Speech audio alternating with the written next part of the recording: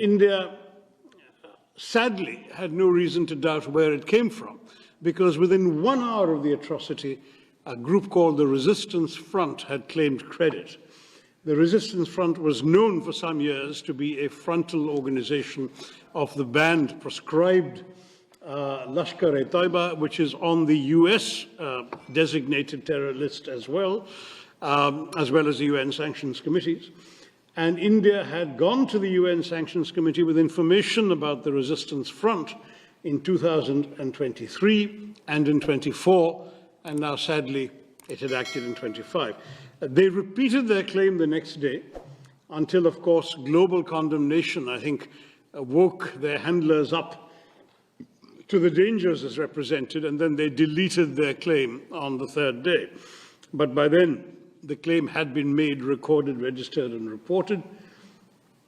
And for us, therefore, the culpability lay not just with the 4 or 5, we're not 100% sure, evil killers who came to Pahalgam and did this atrocity, but also with those who had sent them, financed them, equipped them, trained them, guided them into doing this. And since we knew where Lashkar-e-Taiba is headquartered, it has its not just a safe haven, but a rather generous 200-acre campus in a city in the heartland of Pakistani Punjab.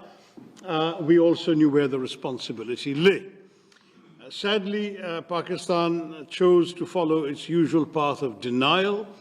In fact, Pakistan, with the help of China, succeeded in removing a reference to the Resistance Front from the resolution of condemnation that was drafted in the Security Council, the press statement actually, not resolution, in the Security Council of the UN 2 days later. But though the name was not mentioned, it was, as I said, a matter of public record, and we knew what was happening. India replied immediately that we would not let this go unanswered. I don't work for the government. As you know, I work for an opposition party, but I myself authored an op-ed in one of India's leading papers, the Indian Express, within a couple of days, saying the time had come to hit hard but hit smart. And I'm pleased to say that's exactly what India did. On the night of the 6th, 7th of May, it was 6th here, it was 7th for us, at 1:05 in the morning, a time chosen deliberately to avoid any risk of too many civilians wandering about or any collateral damage, very precise and calibrated strikes took place on 9 specific known terrorist bases, headquarters, and launch pads. Those included those of the Lashkar-e-Taiba in a place called Muridke, those of the Jaish-e-Mohammed, the organization that is responsible, amongst other things, for the murder of Daniel Pearl, some of you knew in New York, and others, Jaish-e-Mohammed in Bahawalpur, and in Muzaffarabad, which is in Pakistan, the Pakistani-occupied part of Kashmir, there were no less than 3 different terror organizations which had their bases there, Harkatul Ansar, Harkatul Mujahideen, others. And so India sent a clear message, number one, that it was not going to take terror lying down, it would answer, but equally that by delivering very precisely calculated, calibrated strikes on very specific targets, it was also sending a message that this was not meant to be the opening salvo in a protracted war, but just an act of retribution, that we were prepared to stop with that act. In other words, not just in other words, it was officially conveyed. There is a regular hotline between the 2 Directors General of Military Operations.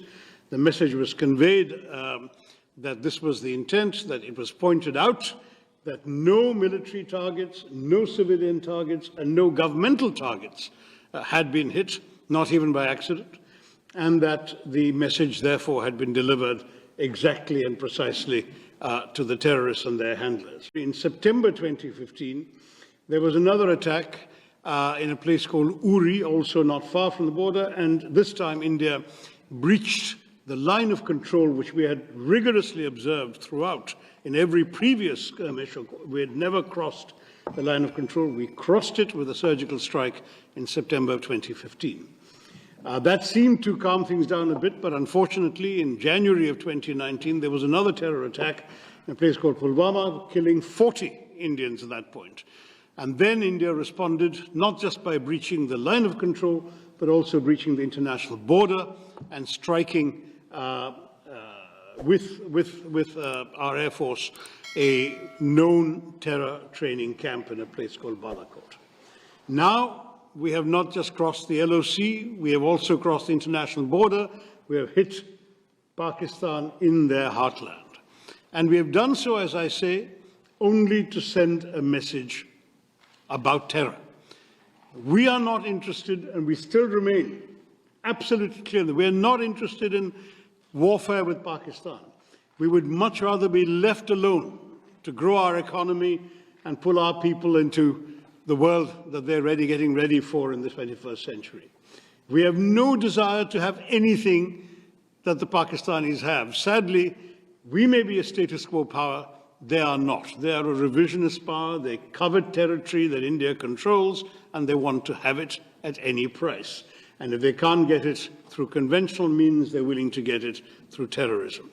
That is not acceptable to us, and that's really the message that we are here to give all of us, all of you in this country and elsewhere. We are determined now that there's got to be a new bottom line to this. We have tried everything, international dossiers, complaints to sanctions committee, diplomacy, even this joint investigation attempt, everything has been tried. Pakistan has remained in denial. There has been absolutely no conviction, no serious criminal prosecution, no attempt to dismantle the terror infrastructure in that country and the persistence of safe havens. So from our point of view, this is it. You do this, you're going to get this back. And we have demonstrated with this operation that we can do it with a degree of precision and with a degree of restraint that the world, we hope, will understand. We have a right to self-defense. We've exercised that right. We have not done so irresponsibly, and we have not done so in a way that would have warranted a wider conflagration. That's really the message I wanted to give you all today.